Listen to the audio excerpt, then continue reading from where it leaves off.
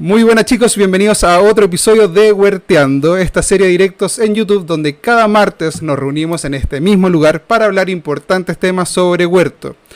Hoy retomamos el panel original donde tenemos a Iván de la Huerta Iván aquí a mi costado. Hola Iván. Muy buenas. También tenemos a Lander de Adictos a la Permacultura. ¿Cómo estás, Lander? Ahora sí. Muy bien, la verdad, muy bien. Dentro de lo que cabe, perfecto. Y también tenemos a Marcos de Locos por la Huerta. Buenas noches a todas las personitas y personajes que estamos por aquí. Chicos, el tema que nos convoca hoy día es estar listos para el caos o cómo prepararnos para cómo prepararnos para una situación de crisis o caos.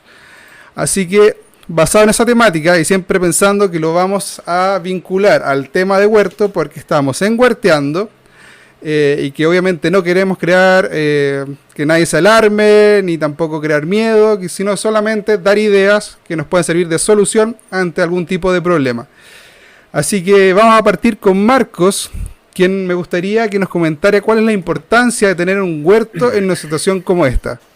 Buenas noches otra vez.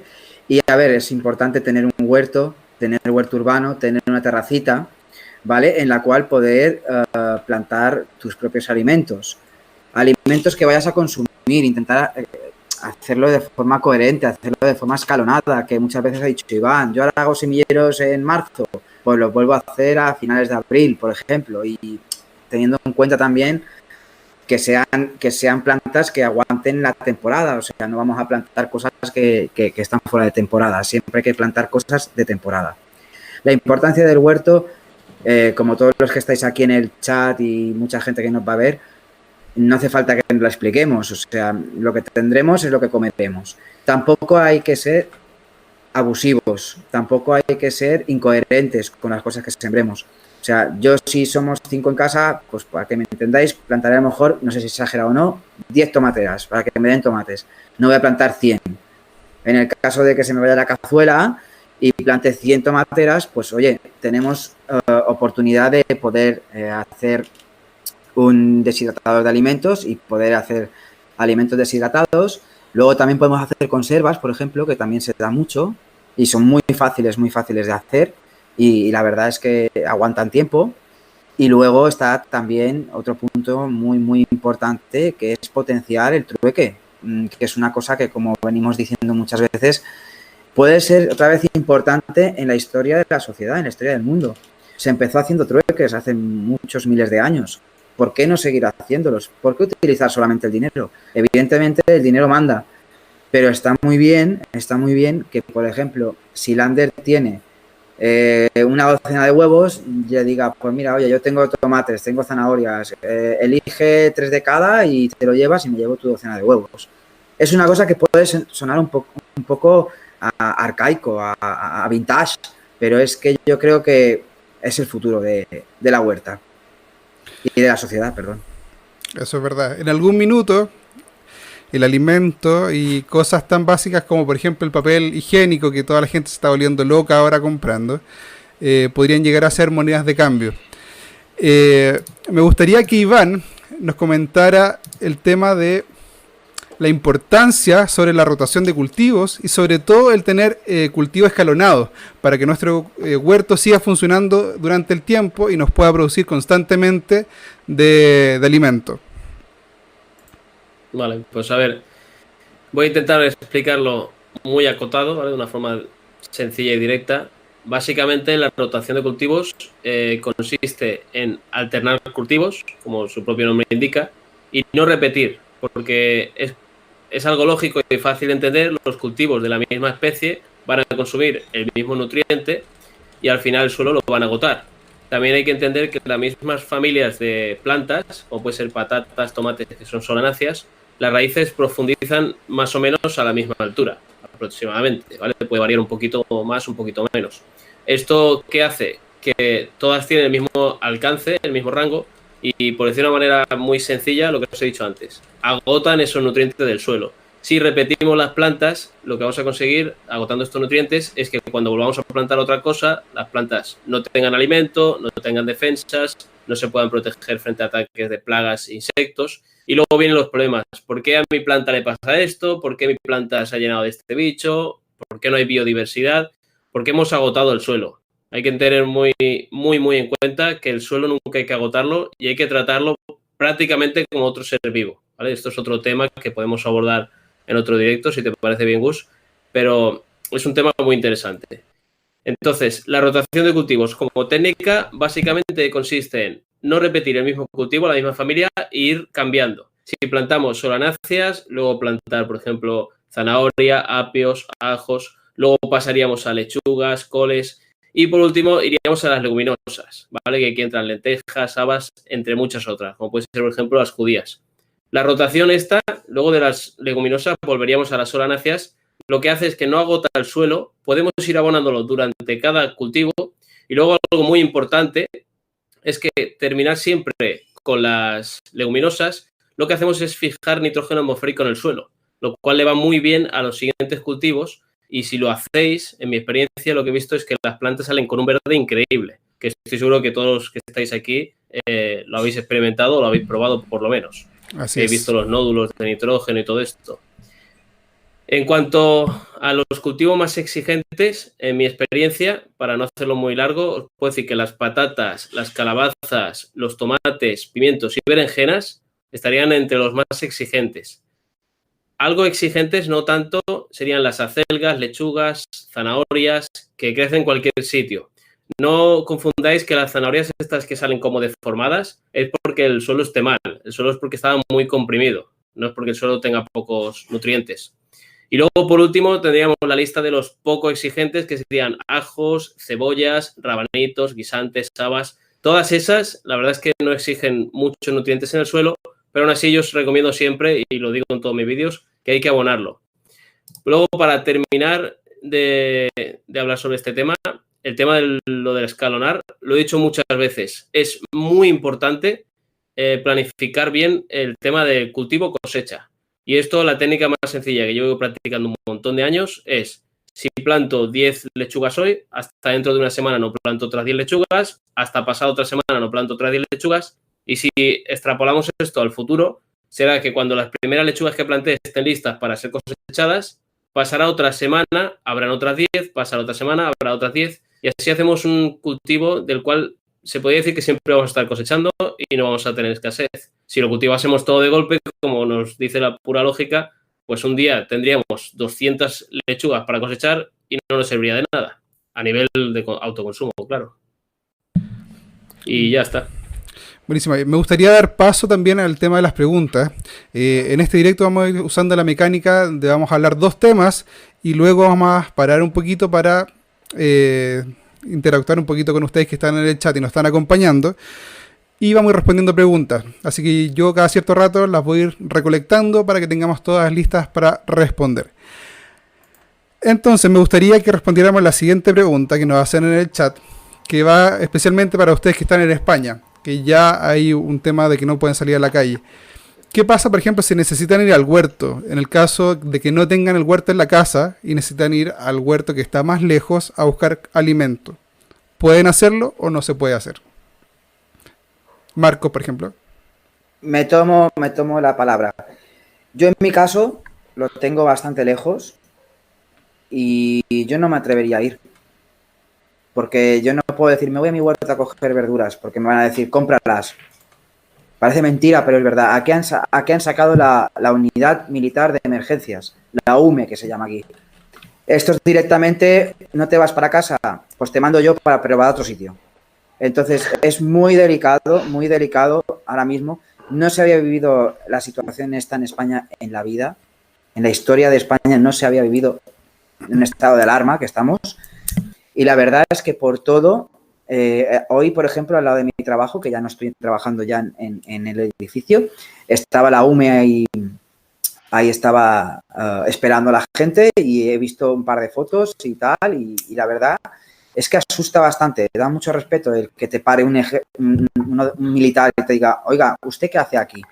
Claro, hay gente que tiene que ir a trabajar fuera, estamos hablando del huerto, pero da igual, tiene que ir a trabajar fuera. Entonces, si esa gente trabaja de huerto, evidentemente les dejan porque es su trabajo cotidiano, ¿vale? En el caso tuyo, Iván, que por ejemplo el tema de la huerta es tu trabajo, ¿tú puedes ir a la huerta?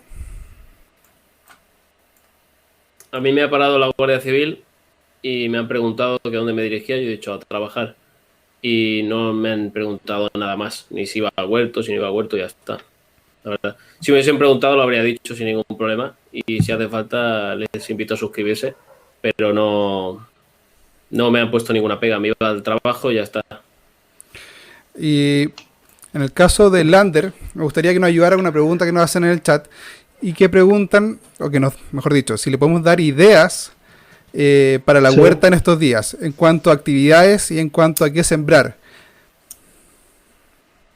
Bueno, también hay que tener en cuenta en qué hemisferio, pero voy a hablar del hemisferio norte, que es en el que estoy, y realmente estamos ahora en un momento muy bueno para empezar los semilleros de prácticamente casi todo lo que vamos a consumir en verano.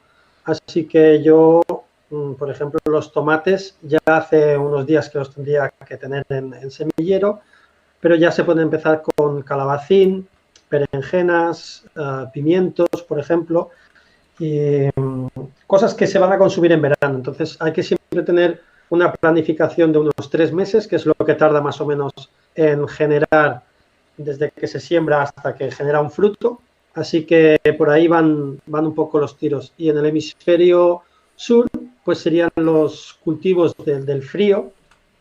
Entonces habría que tener en cuenta en qué posición estamos, ¿no? Si estamos en el hemisferio norte o en el hemisferio sur. Así que ahí lo dejo. Y vale, aprovechando que estamos contigo, Lander, ¿me podrías comentar cuál es la importancia de compostar en estos tiempos? Y sobre todo el tema de hacernos cargo nosotros mismos de nuestros desechos. Bueno, lo primero que tú mismo te gestionas un desecho que si lo llevas a la basura o lo llevas al vertedero, genera una contaminación, un aumento de ratas en esa zona también, porque estás dando un alimento, entonces, por supuesto, las ratas van a ir allí. Y al mezclarse plásticos, cartones, comida, pues el olor es terrible porque no se gestiona como toca. Entonces, me parece fundamental, yo incluso diría que tendría que ser obligatorio el gestionar nuestros residuos orgánicos, tanto en ciudad como en pueblo, como en una casa de campo, con diferentes sistemas, pero sería lo ideal para no producir tanta contaminación. Y encima, gestionando estos residuos, pues vamos a obtener un producto increíble, que es el compost. Y es simplemente saber un poco, pues que cada vez que le echas yo, por ejemplo, en mi casa tengo un cubo, que todo lo que vamos cocinando, todo lo que son vegetales, lo voy apartando. Y también hay que decir que si tienes una alimentación sana, ese cubo cada día lo vas a tener lleno porque tienes mucha verdura, entonces mucho resto. Entonces eso lo tiras en una compostera y sobre ese residuo le echas algo de seco como hojas o algún tipo de pasto seco. Le vas a ir creando unas capas y no va a crear ese mal olor. Va a haber bichitos y va a haber mosquitos, pero no tanto si lo tapamos un poco. Así que la verdad que aconsejo a todo el mundo que lo haga. Y es lo que digo, tendría que ser una obligación, creo yo. Hay que recordar también que nuestra basura, por lo general, a ver si llegamos a un punto de caos o de crisis real y algunos servicios básicos, como por ejemplo los camiones de basura, se detienen, es súper importante poder hacernos cargo nosotros de nuestros desechos y sobre todo el tema de la basura diaria. Si uno se da cuenta, lo que huele realmente mal de nuestra basura es todos los restos de comida que uno deja. Entonces, si uno puede resolver ese tema in situ en la propia casa, estaríamos ayudando a que, por ejemplo, pudiésemos dejar bolsas afuera de nuestra casa y no estar creando ninguna pandemia ni proyección de virus o lo que sea. Así que es súper importante poder hacernos cargo nosotros mismos de nuestros desechos en la casa, chicos. Así que, aprovechando, para que te comience a preparar, Lander, me hicieron una pregunta en el chat, Sí. una solicitud, mejor dicho. Si es que nos puedes hablar, aprovechando estos días de que van a estar todos en la casa, si nos puedes dar brevemente según el calendario lunar de siembra, qué actividades podríamos hacer Sí. durante el resto del mes que nos queda. Así que, Pues mira, a partir, vale. a, par- a partir de... Porque hoy yo, por ejemplo, he hecho semilleros. Hoy mismo ya he subido una foto en Instagram, que os podéis todos aquí abajo visitar a todos los Instagrams de cada uno. Y cuando me di cuenta, como llevamos ahora encerrados unos cuantos días, pues he perdido un poco la noción del tiempo y hoy es un día nefasto para hacer nada en la huerta. Y no me di cuenta, hice los semilleros, lo publiqué y luego me di cuenta que realmente empieza mañana. Mañana, a partir de mañana, es un día muy bueno para empezar a hacer todos los semilleros, porque la luna va a estar en un punto en el que todo lo que es la savia pues va a subir para arriba y eso crea que la germinación es muy, muy buena. Así que yo lo que diría a todo el mundo, que si no tiene nada que hacer, que empiecen a hacer los semilleros a partir de mañana, que va a ser lo mejor. Vale, y en el caso de Marcos... El lunático, iba a decir. Sí, soy un poco lunático y encima me equivoco. Bueno. Si Marcos nos puede ayudar con una pregunta que nos hacen en el chat. En cuanto a qué pasa, por ejemplo, si yo tengo mi huerto en tal parte. Es relacionado a lo que preguntamos anteriormente. ¿Cómo puedo hacer para no perder la temporada? Porque si yo no puedo ir, por ejemplo, a regar, a mantener el huerto, ¿qué pasa con mi huerto? Hombre, déjame hacer un inciso, un pequeño inciso.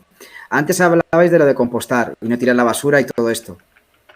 Aquí en mi ciudad me han mandado una carta el otro día, que es curioso porque creo que os vais a reír todos. Me han mandado una carta diciéndome una cara así triste y me pone: señora Sofía, etcétera, etcétera. Apellidos de mi mujer porque está ya de alta. Usted no ha tirado materia orgánica en el container que le pertoca. Pues bueno, vais a reír de esto, pero cogí la carta, la devolví firmada y les puse: solo vean Locos por la Huerta. Y ya me contestarán si yo la materia orgánica la aprovecho o no la aprovecho. No os lo perdáis. No, Lander. Maya, que es la empresa municipal de Palma de Aguas y todo esto, me contestó y solo me dijeron dos cosas. Perdónennos por la indiscreción. Tiene usted razón. Y me quedé blanco. Dije, pensaba que no me iban a contestar. Miraron los vídeos y dijeron: uy, este tío, si tiene ahí un vídeo que es el que más tiene de visitas de la compostera. Y claro, tuvieron que callarse la boca. Sí, hombre, eso le enviaron a mucha gente. Lo que pasa es que como había que pasar una tarjetita por el container para decir: soy yo, pum, y abrir la compuerta y tirar la basura, materia orgánica, y cerrar. Nosotros no lo hemos hecho nunca. No lo voy a hacer. ¿Para qué? Si yo tengo aquí... Bueno, aquí no. Tengo mi compostera en su sitio. Y aquí fuera tengo un cubo enorme que voy tirando también los restos vegetales. Entonces, que no me vengan a veces con cuentos chinos. Gustavo, perdona. Lo de cómo se puede hacer para no perder la temporada. Muy fácil, sencillísimo. Si tenemos agua, evidentemente, supongo que en los sitios donde vamos a hacer huertas, si están lejos, tendremos agua fácil de conseguir, o por depósitos de 1000 litros, o por incluso grifo. Es tan fácil como poner un programador, poner un riego por goteo, un riego por exudación, y os aseguro que yo me he ido de viaje porque por motivos laborales me he tenido que ir de viaje y me han aguantado las plantas fácil 1 mes o 2 meses. Digo, me han aguantado fácil porque os acordaréis que también hay que podar, también hay que quitar chupones y hay que hacer todo eso. Entonces, eso es importante que... Bueno, dejando aparte lo de afeitarse que acaba de soltar Iván por ahí, sí, lo dicen en voz en off, pero bueno, aquí no nos afeitamos, que no hay cuchillas para todos, como el papel higiénico, que también es vergonzoso. Lo dicho, el riego por goteo y la exudación. Bueno, la gente tiene que entender que nosotros además estamos hablando por una llamada interna, así que nos podemos decir cositas ahí en secreto.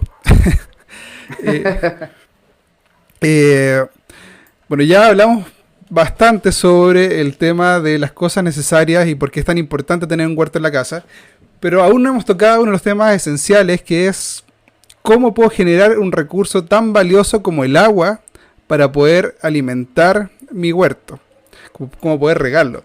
Así que me gustaría dar un par de ideas sobre cómo podrían ayudarse para reunir agua. Hay varias formas. Están las formas que son un poquito más viables de aplicar en forma rápida y otras que necesitan un poquito de infraestructura para poder hacerlo. Como por ejemplo, si tenemos un pozo profundo, que sería la opción ideal, pero solamente si es que ustedes están cercanos a alguna napa subterránea. Por ejemplo, la gente que vive en cerro es muy poco probable porque la profundidad que tienen que cavar es demasiada y les saldría demasiado caro.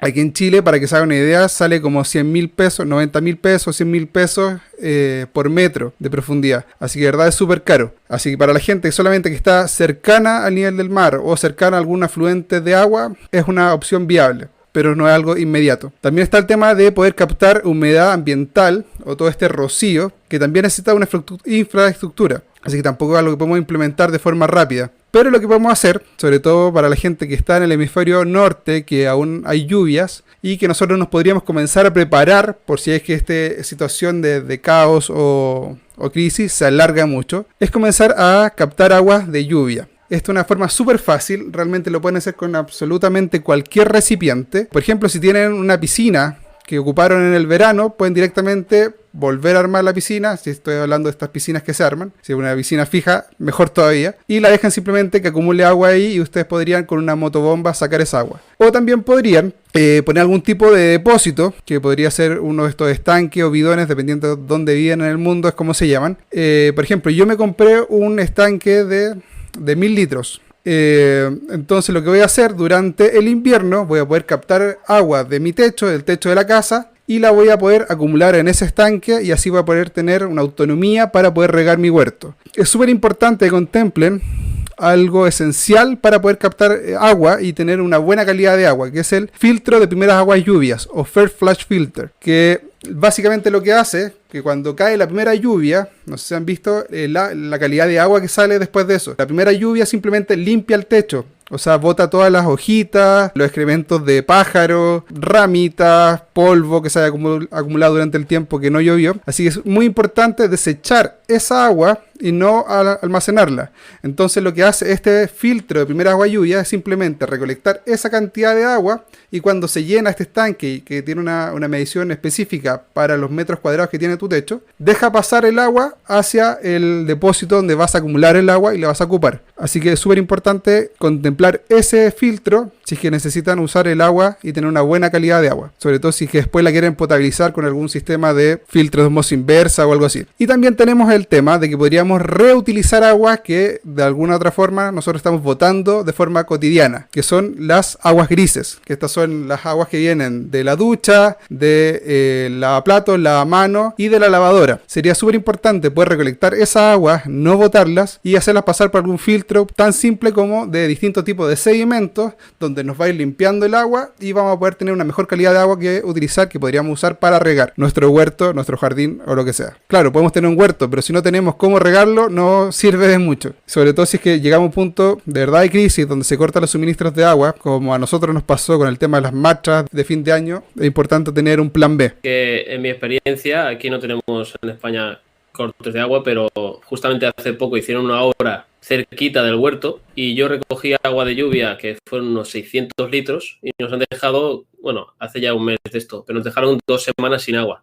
Pues ¿qué he estado haciendo? Tirar del depósito. O sea, que nunca está de más recoger el agua. Simplemente era ese inciso. Ahora necesito que Lander nos acompañe con la siguiente pregunta y nos diga cómo podríamos almacenar alimentos, porque eso es súper importante. Mira, bueno, es muy importante el hecho de poder gestionar todos los alimentos, porque muchas veces pasa, como ha dicho antes al principio Marcos, que ponemos un poco demasiado o alguna de las plantas nos produce más de lo que podemos consumir. Entonces es muy importante poder almacenar o guardar o transformar de tal manera que los podamos conservar por más tiempo. Y sobre todo cuando tenemos carencias, como sería en este caso, ¿no? Que cuesta mejor ir a buscar algo o porque todo el mundo ha ido a comprar, pues te quedas sin un producto en especial, pues tener la posibilidad de conservar es súper importante. Hay muchas maneras de conservar. Se pueden deshidratar los alimentos sería simplemente poniéndolos al sol y los vas deshidratando. Se podrían conservar en conservas, haciendo como una especie de baño María, es metiéndolos en una olla con agua y unos tarros y vas metiendo todo, por ejemplo, los tomates. Le podrías meter bien lleno el tarro, se pone un poquito de aceite, se deja el baño María, cuando está bien caliente se cierra y ya queda conservado. Se puede congelar también, si tenés un arcón grande, un refrigerador grande, pues también se pueden congelar muchas cosas. Muchas cosas que queramos congelar, habría que primero darles una pequeña cocción, porque muchas cosas al descongelarse se marchitan un poco. Entonces, también tener en cuenta eso, que no todos los alimentos se pueden congelar tal cual. Y alimentos bastante así importantes que yo recomendaría para poder conservar. Uno, el que más me gusta es el tomate.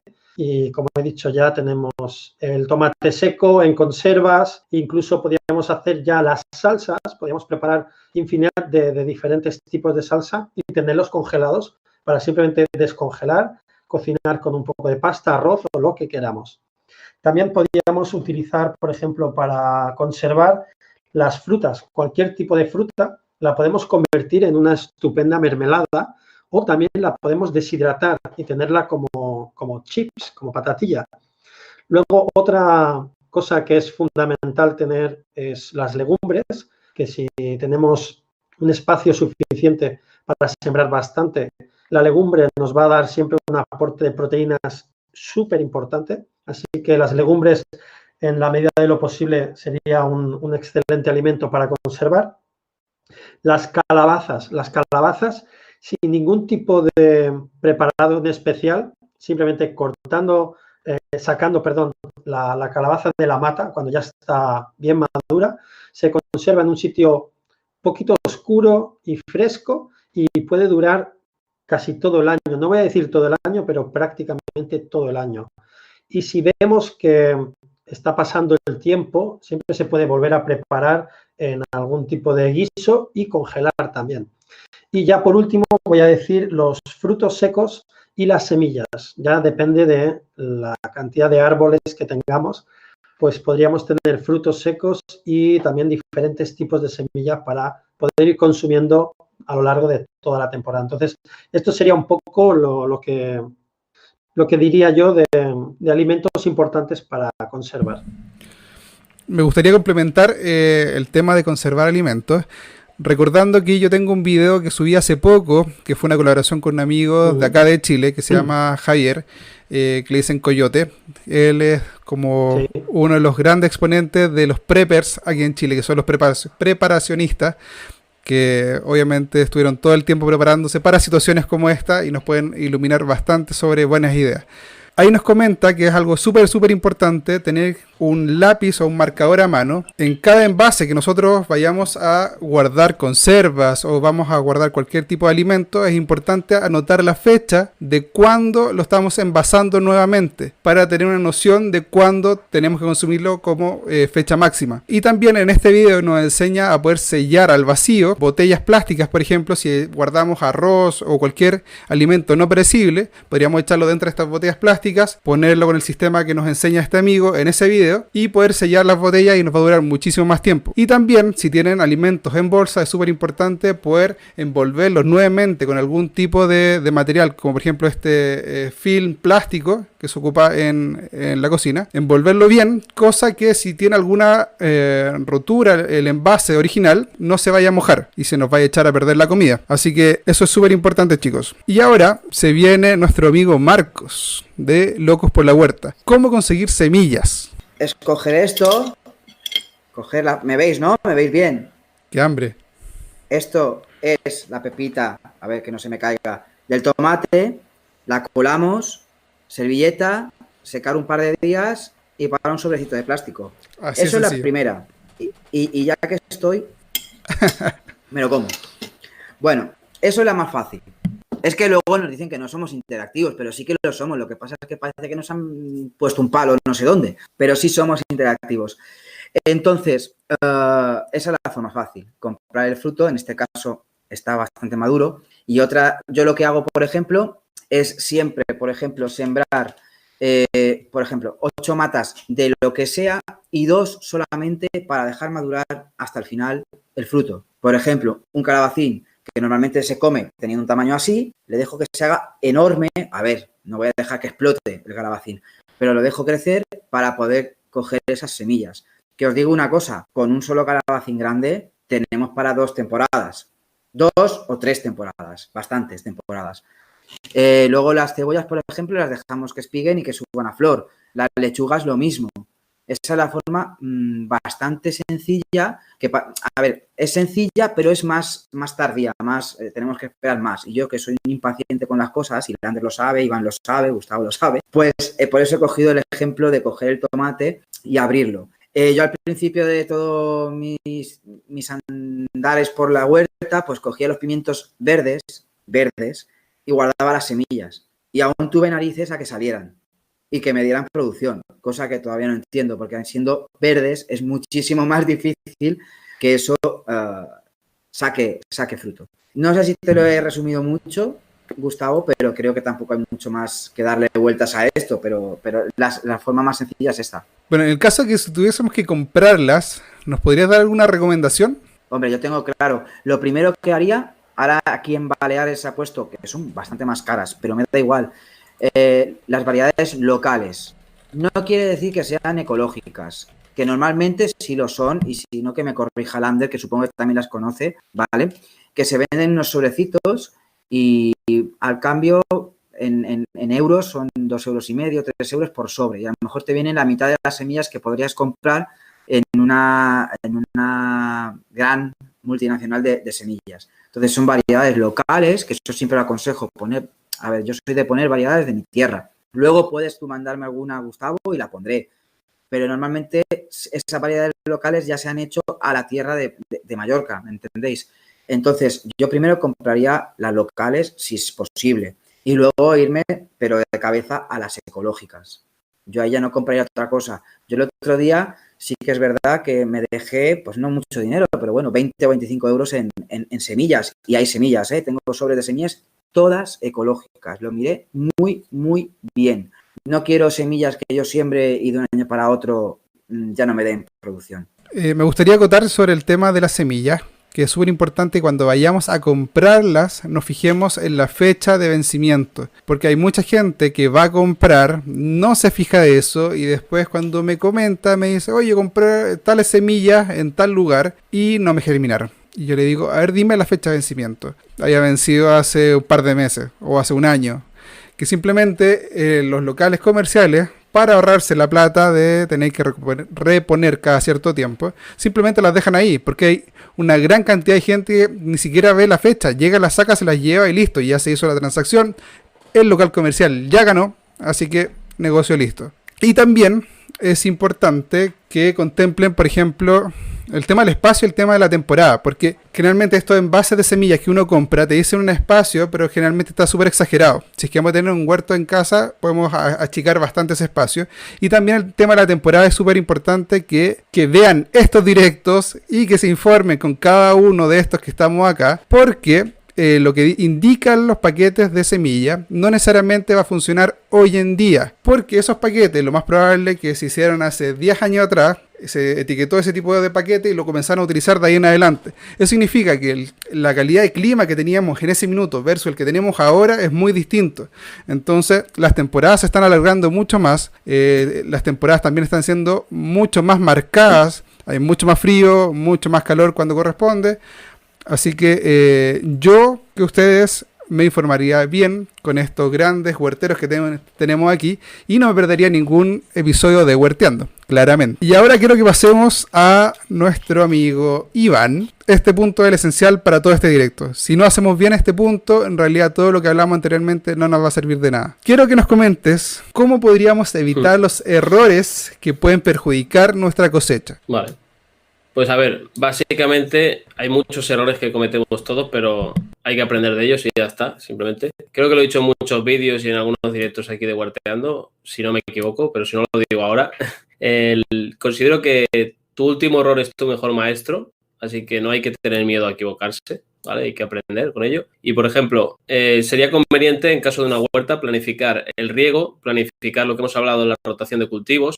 Por eso, como dices tú, Gus, estos directos de Huerteando son tan importantes porque concentramos mucha información en poco tiempo. Lo que a lo mejor a la gente le costaría días aprender por ahí, aquí lo aprenden de una forma intensiva. Se puede decir que estos son cursos intensivos, por decirlo de alguna manera. Entonces, tener en cuenta, para evitar errores, que lo mejor es la prevención. Prevenir que tengamos un buen riego, que no tengamos carencia de nutrientes en el suelo, o sea que hay que hacer abonados correctos, que las plantas estén ubicadas de una forma correcta. Si son plantas de mucho sol, de medio sol o de semisombra, incluso hay algunas que crecen bien a la sombra. Nunca a la sombra total, ¿vale? Que eso sería oscuridad. También prevenir plagas, prevenir enfermedades. ¿Cómo prevenimos plagas? Pues con las asociaciones de cultivos, una buena planificación de la huerta, ¿vale? Por ejemplo, también con la rotación de cultivos, la gente no sabe hasta qué nivel llega de lejos, pero si nosotros repetimos un cultivo, lo dije con las patatas y lo vuelvo a decir, si yo planto patatas y aparece el escarabajo de la patata y me hace un destrozo, pone huevos, y yo el año que viene pongo otra vez patatas, usar la lógica, esos huevos van a eclosionar y se van a volver a comer las patatas y la plaga se va a agravar.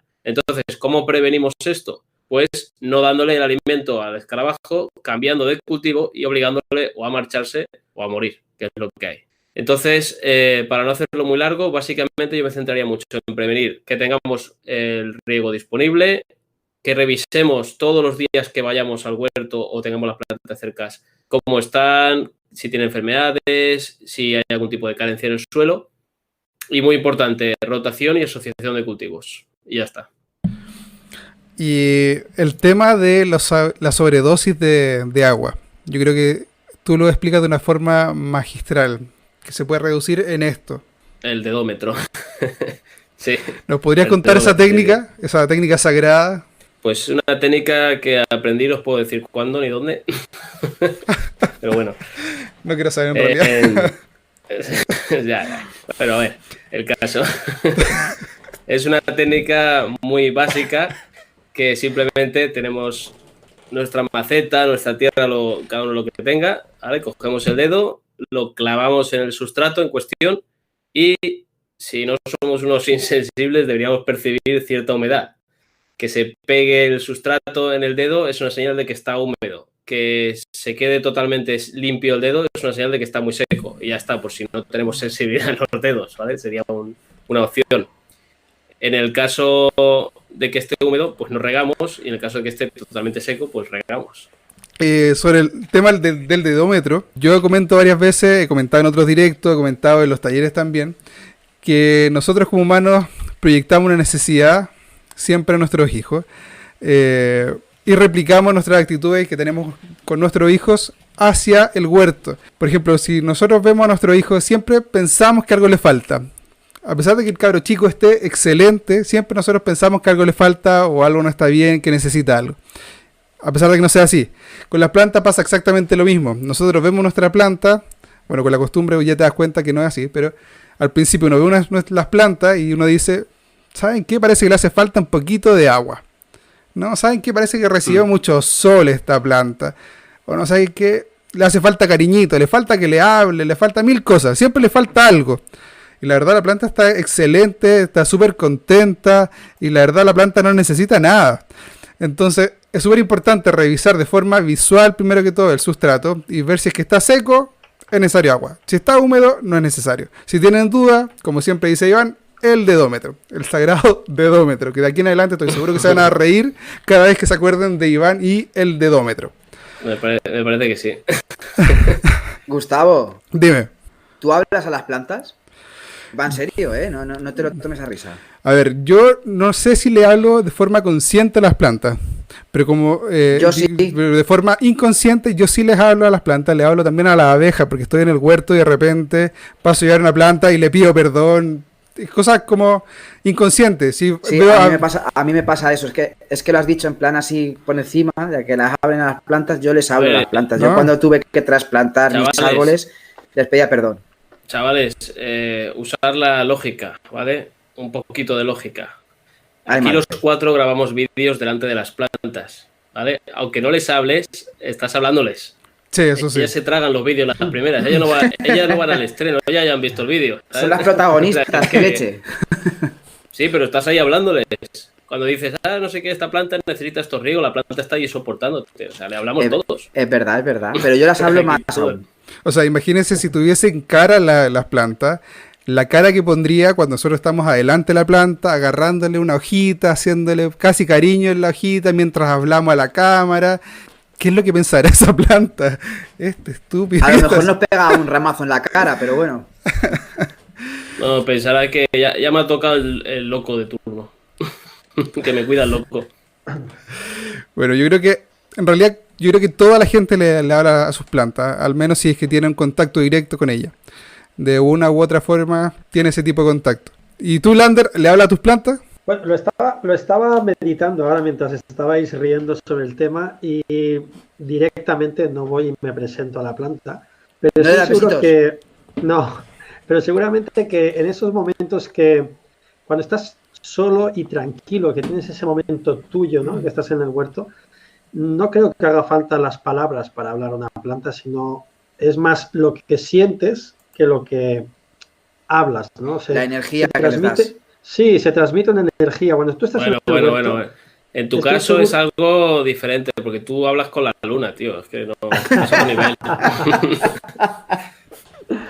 Sí, no, pero es verdad. Yo noto que más que yo transmitirles a ellas, son ellas las que me transmiten a mí una energía de paz, ¿no? De bienestar, y te quedas como muy sosegado, muy tranquilo. Y a mí me encanta el hecho de irme al bosque de alimentos a dar una vuelta y mirar cómo ha evolucionado un poco una cosa o la otra, pues a mí eso me llena, me lo da todo. Así que yo creo que sí, de una cierta manera sí que tiene que haber una conexión.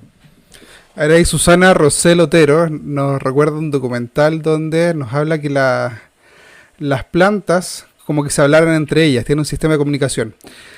Yo siempre creí, no sé si la gente ha visto la película de Avatar, pero yo de verdad creo algo muy similar a lo que nos plantea la película Avatar, que es un sistema neuronal complejo que aún nosotros no logramos entender.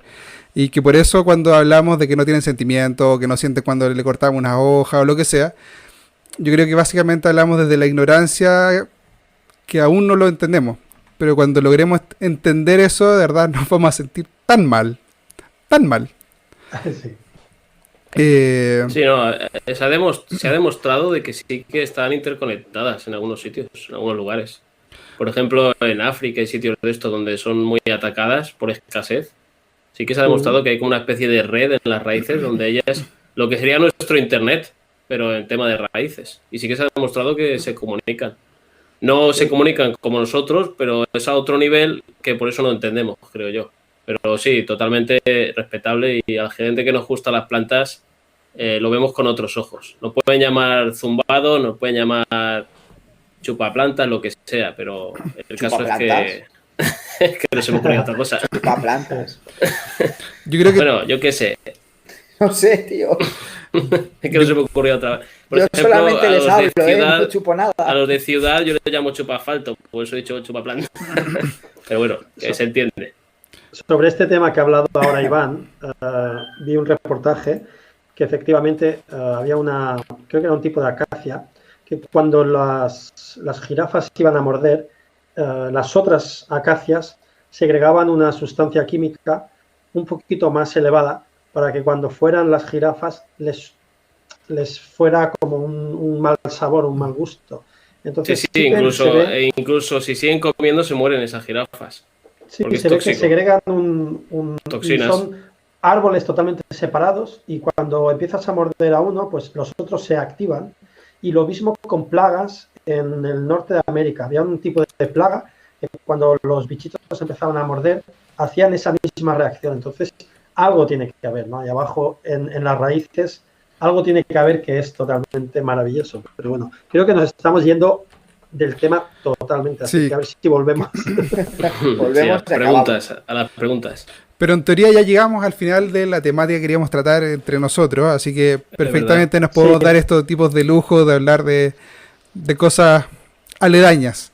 Es importante el mensaje que dice Lander: yo me quedo en casa, recuerden eso, ser respetuosos con nuestra salud y la salud del resto. Recuerden que no sirve absolutamente de nada nosotros estar sanos y que el resto se enferme, porque en algún minuto nosotros vamos a tener contacto con el resto de las personas y nos van a infectar.